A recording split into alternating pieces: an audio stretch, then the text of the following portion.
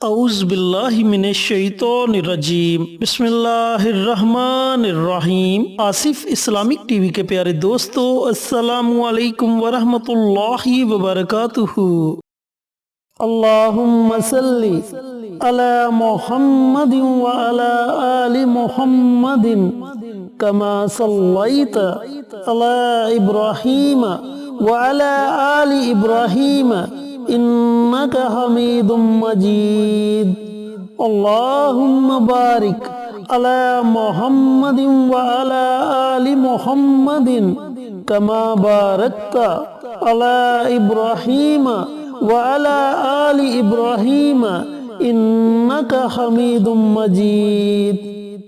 میرے دوستو، میرے بھائیوں، میری بہنوں، آج میں آپ کے ساتھ نبی کریم صلی اللہ علیہ وآلہ وسلم کی بتائی ہوئی ایک ایسی دعا شیئر کروں گا جس کے پڑھنے سے اللہ رب العزت آپ کو ہر طرح کی پریشانی، تکالیف اور مصیبتوں سے محفوظ رکھیں گے۔ میرے دوستو، میرے بھائیوں، میری بہنوں، نبی کریم نے مختلف مقامات پر صحابہ کرام کو مختلف وظائف بتائے جن سے انہیں بہت زیادہ فائدہ ہوا۔ ایک مرتبہ ایک صحابی نبی کریم صلی اللہ علیہ وآلہ وسلم کی خدمت میں رزق کی تنگ دستی کی شکایت لے کر حاضر ہوا اور کہنے لگا کہ یا رسول اللہ صلی اللہ علیہ وآلہ وسلم، بہت زیادہ غریب ہوں، گھر میں تنگ دستی ہے۔ تو آپ صلی اللہ علیہ وآلہ وسلم نے فرمایا کہ تم وہ دعا کیوں نہیں پڑھتے جس دعا کی بدولت اللہ رب العزت تمام مخلوق، چرند پرند، حیوانات، انسان سب کو رزق عطا کرتا ہے۔ تو ان صحابہ کرام نے عرض کیا کہ یا رسول اللہ صلی اللہ علیہ وآلہ وسلم، مجھے وہ کلمات بتائیں۔ تو آپ صلی اللہ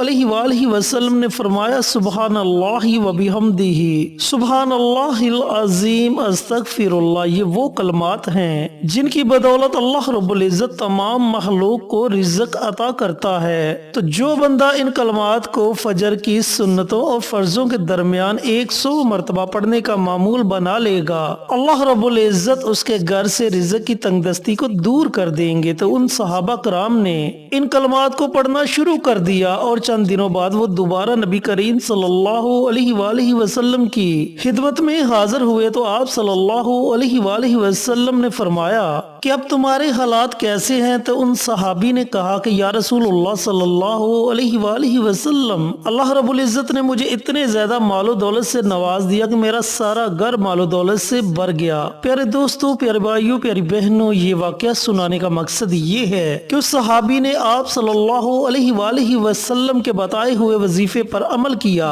اور اسے پختہ یقین کے ساتھ پڑھا، شک کی نگاہ سے نہیں بلکہ پختہ یقین کے ساتھ اسے پڑھنا شروع کیا۔ تو اللہ رب العزت نے ان کی غیبی خزانوں سے مدد فرمائی۔ تو اسی طرح یہ جو عمل، یہ جو دعا آپ کو بتانے جا رہا ہوں، اگر آپ اسے پختہ یقین کے ساتھ پڑھیں گے تو انشاءاللہ آپ ہر طرح کے غم، مصیبت، پریشانیوں سے محفوظ رہیں گے۔ میرے دوستو، میرے بھائیوں، میری بہنوں، نبی کریم صلی اللہ علیہ وآلہ وسلم کی زبان سے نکلی ہوئی کوئی بھی بات غلط نہیں ہو سکتی، ان کی کسی بھی بات پر شک نہیں کیا جا سکتا، اور جو بندہ ان کی بات پر شک کرے گا اس کے اپنے ایمان میں شک ہو سکتا ہے۔ تو آپ بھی اس عمل کو، اس وظیفے کو پختہ یقین کے ساتھ پڑھنا شروع کر دے تو انشاءاللہ آپ ہر طرح کی پریشانی، مصیبت، تکالیف سے محفوظ رہیں گے۔ چینل پر نئے آنے والے دوستوں سے گزارش ہے کہ چینل کو سبسکرائب کر کے ساتھ گھنٹی کے بٹن کو دبا کر آل نوٹیفیکیشن پر کلک کر دیں تاکہ میری ہر نئی آنے والی ویڈیوز کی اپڈیٹ آپ تک بر وقت پہنچتی رہے۔ جزاک اللہ۔ میرے دوستو، میرے بھائیوں، میری بہنوں، وظیفہ پڑھنے کا طریقہ کار اچھی طرح سن لیں اور سمجھ لیں کہ اس وظیفے کو آپ نے کس طریقے سے پڑھنا ہے۔ سنن ابو داؤد کی حدیث نمبر 581 ہے جس میں آپ صلی اللہ علیہ وآلہ وسلم نے اس دعا کے بارے میں فرمایا۔ آپ صلی اللہ علیہ وآلہ وسلم نے فرمایا کہ جو بندہ اس دعا کو 7 مرتبہ صبح اور 7 مرتبہ رات کو پڑھ لے، اللہ رب العزت اسے ہر طرح کی مصیبت مصیبت پریشانی غم دکھ تکلیف سے محفوظ رکھتا ہے۔ میرے دوستو میرے بھائیوں میری بہنوں، نماز فجر ادا کرنے کے بعد طلوع آفتاب سے پہلے آپ نے کسی بھی وقت سب سے پہلے پیارے آقا سرور کائنات حضرت محمد مصطفیٰ صلی اللہ علیہ وآلہ وسلم کی ذات اقدس پر ایک مرتبہ درود پاک پڑھنا ہے، اور اس کے بعد آپ نے 7 مرتبہ یہ دعا پڑھنی ہے، حسبی اللہ لا الہ الا هو علیہ توکلت وہو رب العرش العظیم۔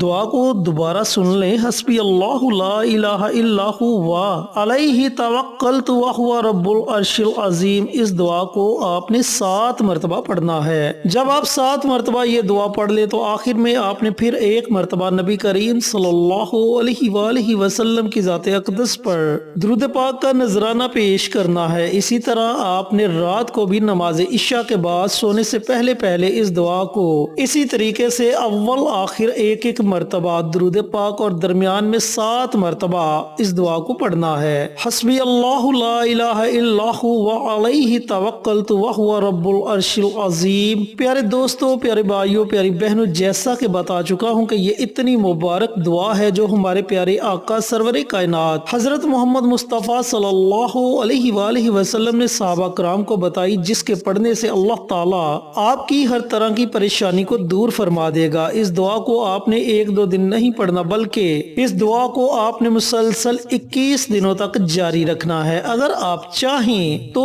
اس دعا کو آپ اپنی زندگی کا معمول بنا سکتے ہیں۔ پیارے دوستو پیارے بھائیوں پیاری بہنوں، جیسا کہ پہلے بتا چکا ہوں کہ کوئی بھی وظیفہ کوئی بھی عمل کرنے سے پہلے آپ کا یقین پختہ ہونا بہت ضروری ہے۔ جتنے پختہ یقین کے ساتھ آپ کوئی بھی عمل کوئی بھی وظیفہ پڑھیں گے اس کا اتنی جلدی آپ کو فائدہ ہوگا، اور اگر آپ شک کی بنا پر یا پھر بے یقینی سے کسی بھی وظیفے کو پڑھیں گے تو اللہ تعالیٰ اس کا آپ کو کسی قسم کا کوئی بھی فائدہ عطا نہیں کرے گا۔ تو اس لیے آپ سے گزارش ہے کہ وظیفے کو آپ نے پختہ یقین کے ساتھ ضرور پڑھنا ہے۔ بہت سے بھائی بہت سی بہنیں کمنٹ باکس میں اجازت کے لیے پوچھتے ہیں، تو میرے دوستوں میرے بھائیوں میری بہنوں، ہمارے کسی بھی وظیفے کو پڑھنے کے لیے کسی قسم کی اجازت کی ضرورت نہیں۔ آپ بنا اجازت کے ہمارا کوئی بھی وظیفہ پڑھ سکتے ہیں، انشاءاللہ اس وظیفے کے پڑھنے کا آپ کو ضرور فائدہ ہوگا۔ اگر آپ کسی مصیبت کسی پریشانی میں اچانک پھنس جائیں تو اسی وقت آپ اس دعا کو پڑھنا شروع کر دیں۔ جیسے جیسے آپ اس وظیفے کو اس عمل کو اچانک پریشانی کے وقت پڑھنا شروع کریں گے تو اللہ رب العزت کی فوراً